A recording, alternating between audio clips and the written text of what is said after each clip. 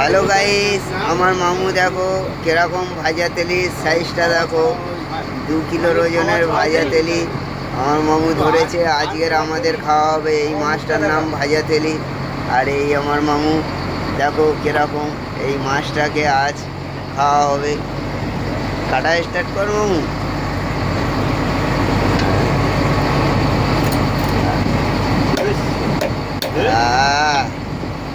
একদম ভাইয়া তেলি আজ খাওয়া হবে। আমরা সবাই মিলে খাওয়া হবে।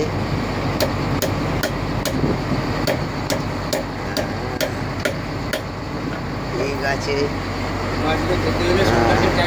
হ্যাঁ, এই মাছ যদি খাওয়া যায় সরকারকে আবার ট্যাক্স দিতে হবে। এই সরকার, এই সরকারকে ট্যাক্স দিতে হবে।